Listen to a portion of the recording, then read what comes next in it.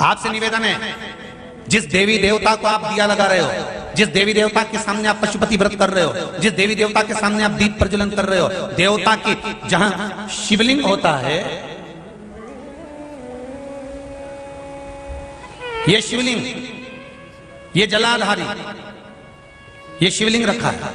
कई माताओं की आदत होती है, कई भाइयों की आदत होती है कि जहां, स्पीकर बंद हो गया सर, जहां शिवलिंग होता है, रिटर्न बंद है, जहां शिवलिंग होता है तो वहां जहां शिवलिंग रखा हुआ है कटी में, जहां शिवलिंग रखा हुआ है कटी के अंदर, जहां शिवलिंग का भाग उस जलाधारी पर रखा हुआ है, तो वो जलाधारी पर जहां रखा है, ये मां जगत जननी जगदम्बा है, माता पार्वती जी का हस्त कमल है।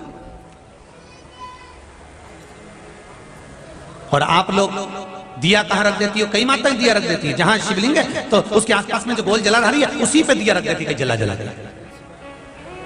नहीं भाई, बहुत ध्यान रखिए महाराज, बहुत ध्यान रखो जरा,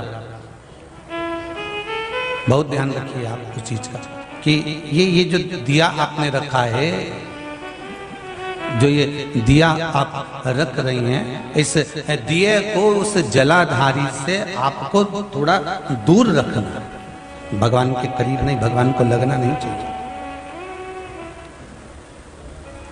श्रीफल नरियल आप शिवलिंग की इस जलाधारी पर नरियल नहीं रखना है आपको।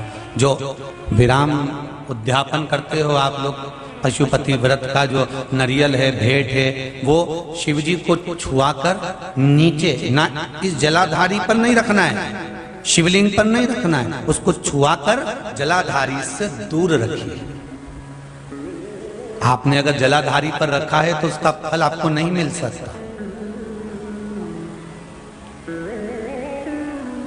उसका फल बहुत बहुत ध्यान देना। पूजन पाठ में आप स्मरण में महाराज, पूजन पाठ और स्मरण में अगर आप ध्यान देंगे तो आपको पूजन का फल पूर्ण मिलेगा। पूजन का फल जब मिलता है तो आपके पूजन का क्रम श्रेष्ठ है।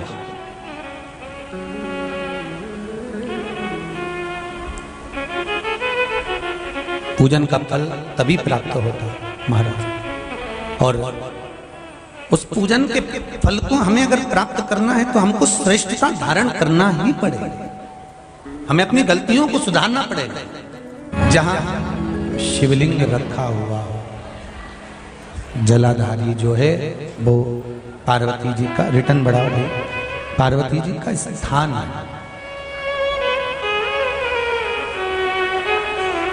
और उस जलाधारी पर कोई वस्तु, शक्कर ले जाओ या मीठा ले जाओ या आप कोई सामग्री लेकर जा रहे हो तो वो जलाधारी पर नहीं रखना। कहां रखना है आपको? उससे दूर। दिया कहां लगाना है? जलाधारी से भी दूर। फूल चढ़ाओ, पत्ती चढ़ाओ, अक्षत चढ़ाओ, मूंग चढ़ाओ, तुम्हारी मर्जी पड़े। जो सामग्री आप भगवान की सेवा की, चंदन, अबीर, गुलाल जो लेकर गए हो वो शिवलिंग पर, जलाधारी पर सब लगाओ, सब चढ़ाओ, इत्र भी चढ़ाओ।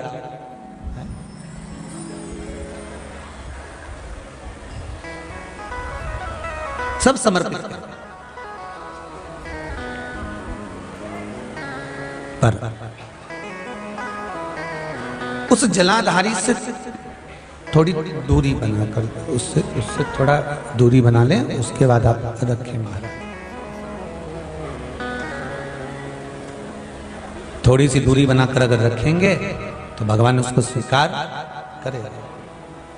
जैसे रुद्राक्ष की माला पहन लेने वाला व्यक्ति, गले में अगर एक रुद्राक्ष पड़ा हुआ है या तुलसी की माला पड़ी हुई है, पद्म पुराण के पाताल खंड में अध्याय नंबर 7, अध्याय नंबर 9, कौन सा पुराण है? पद्म पुराण। कौन सा खंड है? पाताल खंड। पद्म पुराण के पाताल खंड में अध्याय नंबर 7 और 9 में तुलसी और रुद्राक्ष का वर्णन आता है।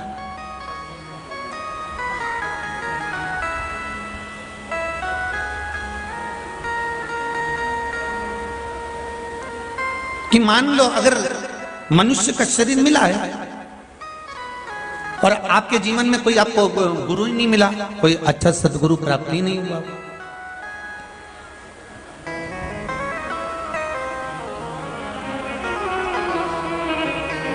और आपने अगर गुरु मंत्र भी नहीं लिया हो, गुरु मंत्र भी अगर धारण नहीं किया हो,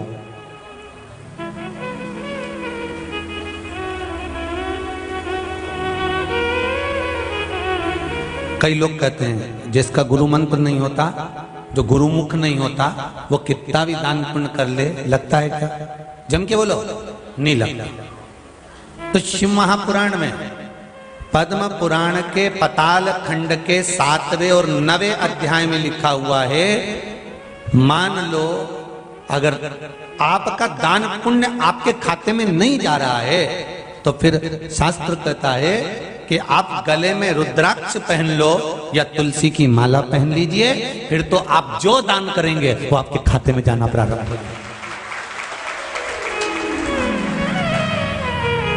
गले में या तो रुद्राक्ष का एक मनका या माला, कुछ भी अगर आपके गले में पड़ी, रुद्राक्ष की एक मनका या एक माला भी आपके गले में पड़ी हुई है, या तुलसी की माला का एक मनका या तुलसी की माला भी आपके गले में पड़ी है, तो उसका फल आपको मिलना प्रारंभ हो जाएगा, उसका फल आपको मिलना प्रारंभ हो जाएगा। हमारा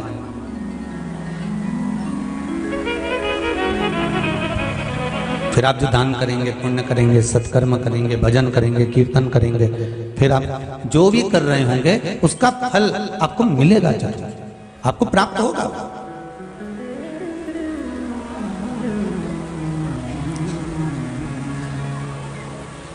अच्छा, कई लोग कहते हैं गुरुजी माला पहनने से क्या होता है, रुद्राक्ष पहनने से क्या होता है, तुलसी की माला हम पहने या रुद्राक्ष की माला पहने, लोग क्या कहेंगे, हम नवयुवक बच्चे, आज के जमाने के लड़के लड़कियां ऐसे पहनेंगे तो लोग क्या कहेंगे। कई स्कूल तो ऐसे हो गए जहां माला तक कह देते हैं पहनकर मत आना। तब